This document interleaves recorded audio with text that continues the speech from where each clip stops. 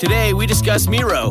Today, I want to talk about the hellscape that is technical diagramming, right? Everybody's nodding their heads right now, And there is a potential solution that I want to share. There was one name that several people brought up. I did some digging, and it's kind of nuts how much this program Miro has for developers. I have to share this. It could potentially be a game changer for you. So my favorite part about Miro is that half the work is already done. Like right now, typically we spend hours starting diagrams from scratch, gathering information. You get buy-in from every team. That's a lot of work to do. But Miro has a full set of integrations with the tools you're probably already using. And they also offer open APIs and SDKs for custom solutions for all those niche diagramming use cases we have to do, right? So the end result is the same, but it doesn't take forever. It's a massive, massive time saver. I'm transforming basic flowcharts and network architectures, and it all lives in one place. So are you using Miro? Have you used it? I want to hear. That's MIRO.com. Get the home field advantage every time with Fairfield by Marriott, official hotel partner of the NCAA. Whether you're a student athlete working toward your championship dreams or your team's biggest fan, Fairfield by Marriott has everything you need to get ready for game day. From comfortable guest rooms to complimentary hot breakfast, Fairfield is part of the Marriott Bonvoy portfolio of hotels and official hotel partner of the NCAA. Visit fairfield.marriott.com to book your next game day stay. Welcome into The Verge, a show which covers the Baltimore Orioles minor leagues. The Verge is part of BSL Radio. Baltimore Sports and Life is dedicated to analysis and discussion on the Orioles, Baltimore Ravens, and the University of Maryland. The site has a team of writers providing coverage of those teams and houses live streaming content weekly. Join the conversations at the message board, like BSL on Facebook, and follow BSL on Twitter.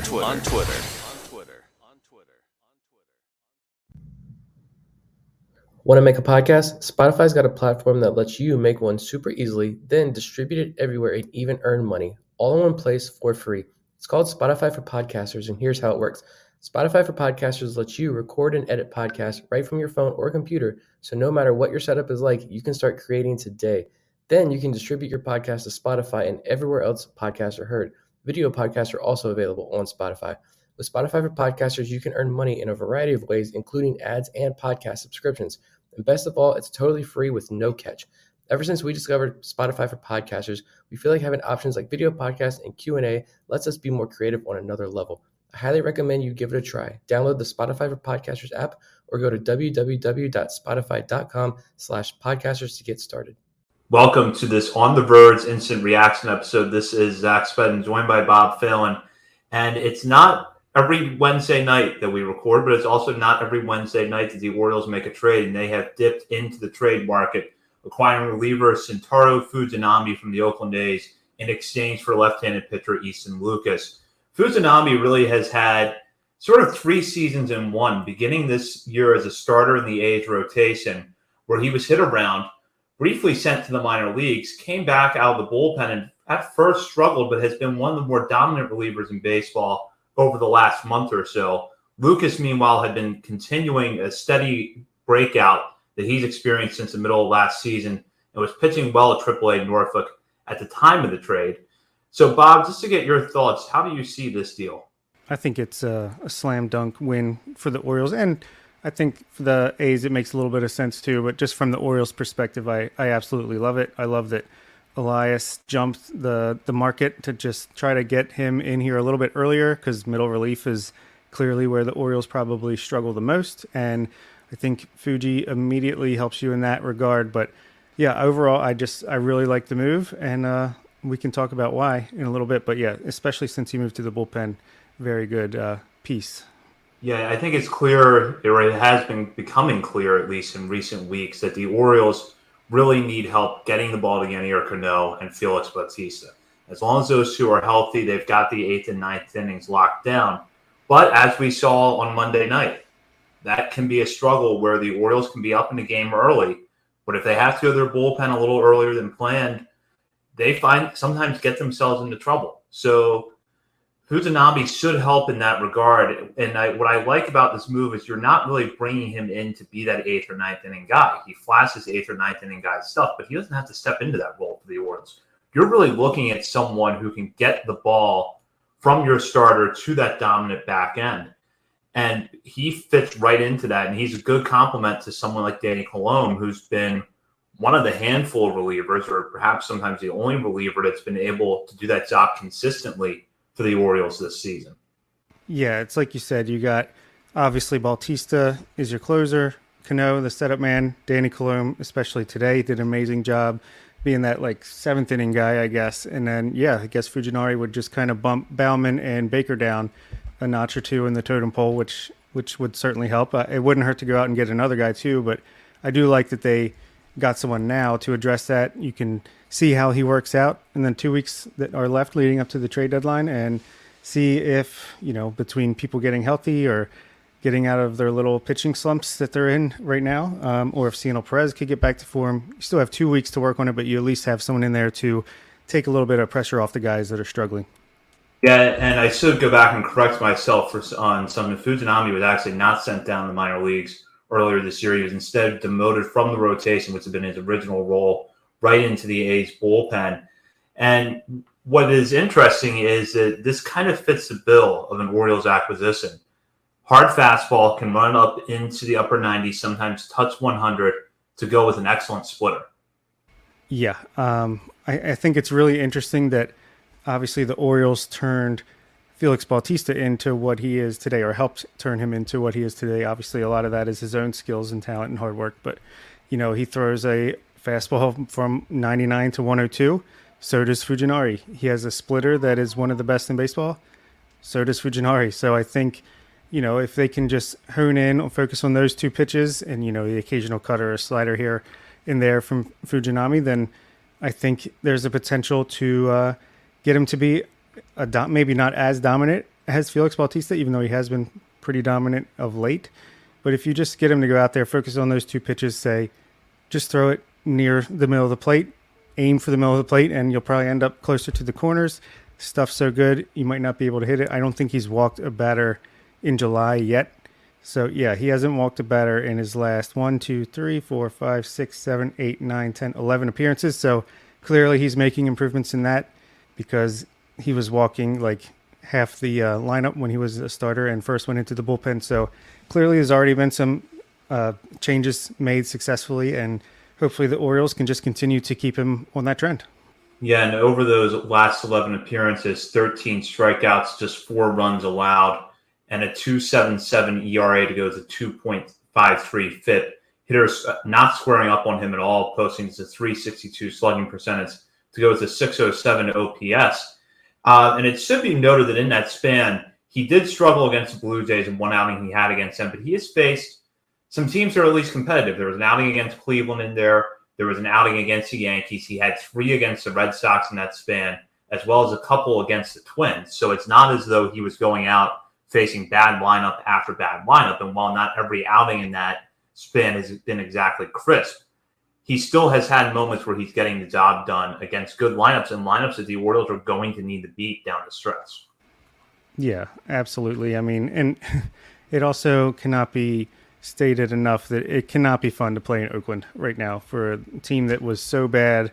I know they went on a little bit of a winning streak to salvage the record a little bit, but just a dreadful park to pitch in, even though it is a little pitcher friendly, and a dreadful just experience to be on that team. I'm sure that clubhouse is not as fun as the Orioles right now. So Orioles fans might see, 8.57 ERA for the season. That's really great. But even if you count his starts, he's got a 4.94 whip.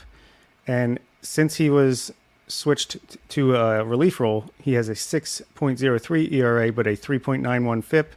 And since June 5th, he has a 2.45 ERA, a 3.08 FIP. So, yeah, just think, a matter of getting to that bullpen, getting comfortable pitching out of that in that role, and getting into a friendlier clubhouse and a staff and development team, pitching coaches and stuff that work really well with his repertoire. So I think, and even if it doesn't work out, you gave up Easton Lucas, or should I say Jonathan VR, 4 years ago. So, no harm, no foul. It's worth a shot, especially the way he's been pitching of late. The A's acquired Fujinami in the offseason on a 1-year, $3.25 million contract, initially intending for him to be a starter Although given some of his injury history in Japan, they knew he was a guy that probably cannot be stretched out. They eventually moved him to the bullpen after a tough start to this season. He was going to be a free agent at the end of the season, and with the A's clearly not in contention, it probably made sense to deal him while he's pitching well and you could get something in return. And we'll focus on the A's return here for a moment, which is Easton Lucas. As Bob alluded to, Lucas was acquired from the Marlins after the 2019 season as part of the trade that sent Jonathan Villar to Miami. Lucas came out in 2021, his first full season with the Orioles, and posted kind of mixed results. And then in 2022, seemingly flipped a switch, was throwing harder, pitched very well out of the bullpen, most of that work coming at Double-A Bowie. He then rode that into a good stint in the Arizona Fall League, and this season, after going back to Bowie to start the year, earned a promotion to Triple-A Norfolk where he had been pitching well. At the same time, though, he was in a 40-man roster crunch with the Orioles. The Orioles opted to not protect him last offseason when he was Rule 5 eligible. He was ultimately not taken by a team, and they would have been faced with that same decision again this offseason. So different set of circumstances, but kind of like the A's, maybe a little bit of long-term planning here where you know you can get something for a guy you may lose in the offseason anyways, albeit for completely different reasons. Yeah, I don't hate it. I'm surprised they didn't wait to closer to the trade deadline to see if maybe, a little more sustained success from Fujinami, he could, be a little more valuable. But I don't hate it from the A's perspective, especially the trade happening right now. They get a guy who's 26, going to be 27 in a couple months, but he could be a late bloomer, decent relief prospect that would be under control for them for obviously 6 or 7 years. I still like what Lucas provides, and I think he will be a decent reliever at the major league level in due time. He's been flirting with our top 50 basically all season long. Never quite got over that hump. He's struggled a little bit since he got to AAA. The walks have been up, but yeah.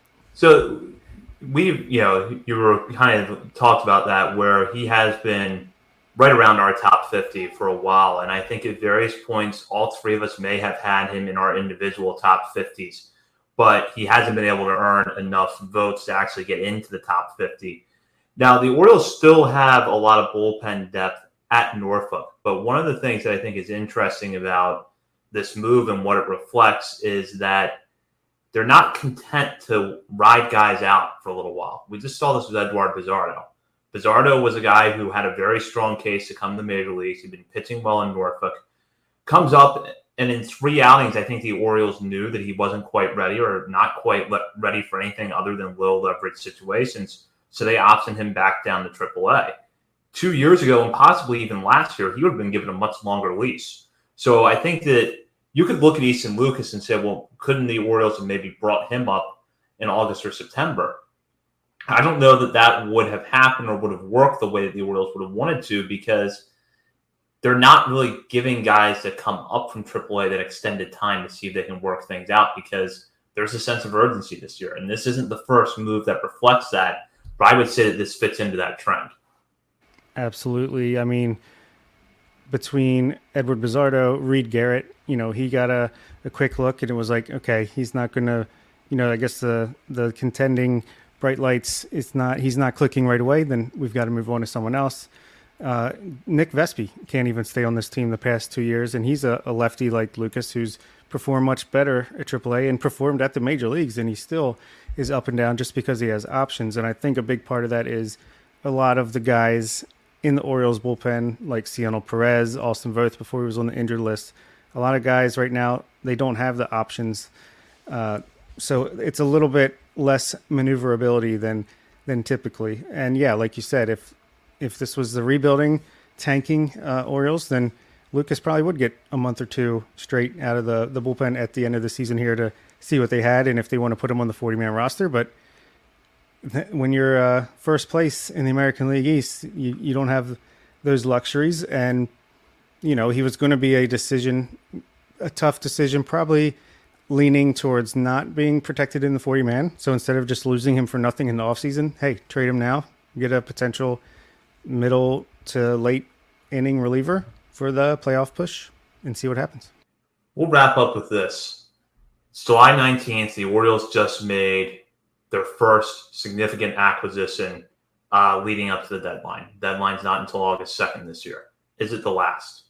No, I don't think it'll be the last. I think they'll trade for another reliever, probably similar in that, it's not some huge name reliever like Chapman when he went to the Rangers, but I bet you they add one more reliever for the bullpen, and I still think they're going to get a starter. I think it'll be a rental, like maybe a Jordan Montgomery or Blake Snell or even someone like Lance Lynn. I think there'll be two more trades. I think they'll both be pitching. Unless there's an injury, I don't see them trading for a position player, not even Shohei Ohtani, even though that's all anyone's talking about right now. So, yeah, I don't think it's the end, and it could be a fun 2 weeks leading up to the deadline.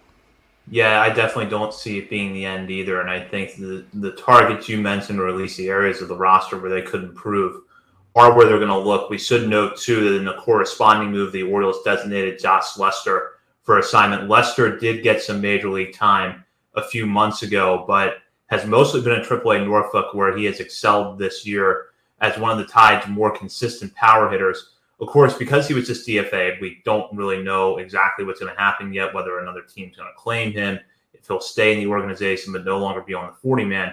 But as soon as that happens, we will have reaction to that move. And our co-host, Nick Stevens, could not join us for this mini podcast because we couldn't get our schedules aligned tonight. But if you're a member of our patron community, look forward to hearing Nick's reaction to the deal when he does our daily bonus episode on Thursday morning. So he'll recap the minor leagues. He'll recap this trade, which saw Fujinami come to the Orioles in exchange for Easton Lucas. For Bob Phelan, this has been Zach Svedden. You've been listening to this On the Verge Instant Reaction episode. Day that saw the Major League Orioles not only take over first place in the AL East, but we also saw this team strengthen the bullpen with the addition of Shintaro Fujinami from the Oakland A's in exchange for left-handed minor league pitcher Easton Lucas. Zach and Bob were able to connect for the emergency podcast up on the Patreon feed. If you haven't listened to that, you can check that out on the feed as well. I think they did a pretty good job of recapping what this trade means for the Orioles. I think the thoughts on this deal were, I loved it. To be completely honest, I absolutely love this deal from the start.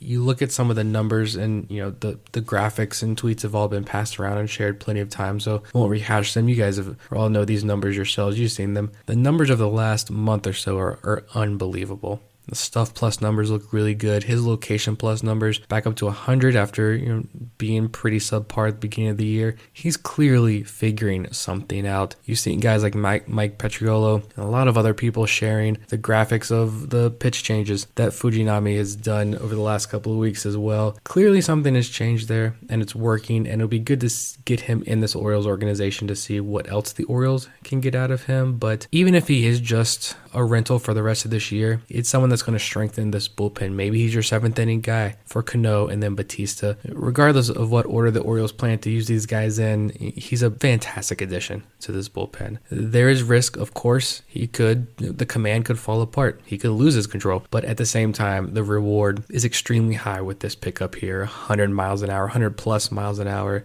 Another devastating splitter to add to this bullpen. I love it. And for Easton Lucas, Lucas is a guy who we've talked a lot about, especially since his performance in the Arizona Fall League, but at the same time dominated in Bowie. His return trip to Bowie at the beginning of the year, almost 13 Ks per 9, walks a career low, just above 2 per 9, didn't allow very many home runs, had a 1.59 ERA, but then he's been up in AAA for the last couple of weeks, and the strikeout rate has decreased significantly. Only 12 2/3 innings, but the strikeout rate has fallen from almost 39% down to 24%. He's seen the walk rate jump from 6.5% to 13%.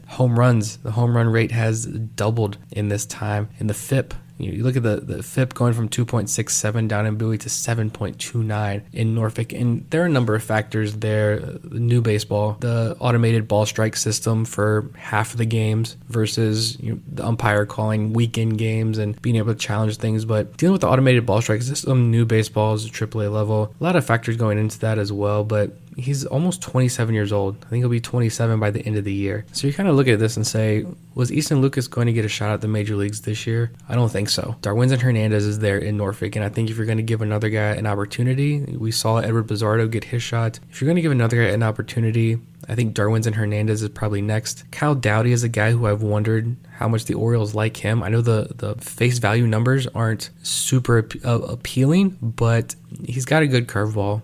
And I don't really know too much. I haven't really dived into the Kyle Dowdy pitch metrics, but I imagine he's someone that the Orioles are at least somewhat interested in. And if they really like his pitch data and think that there's a little bit more there with him, maybe he gets another opportunity. If Wanderson Charles can finally settle in at AAA, Wanderson Charles is going to be that guy to get a shot. Easton Lucas, I feel like, still has a little bit to go before he was going to get an opportunity. Of course, he's Rule 5 eligible, so if he does finish the year strong, and there's just not a chance for him to crack the Major League roster this year, but he's able to end the year strong in this organization at the AAA level, coming off a career year where he got a lot of hype and steam, and maybe a couple of teams really liked what they saw in the Arizona Fall League, then yeah, I could see them taking a chance on Easton Lucas in the Rule 5 draft. And just like the Darell Hernandez trade with Oakland, you're going to lose him for absolutely nothing. So it's better to get something in return versus nothing. This trade is a little bit different.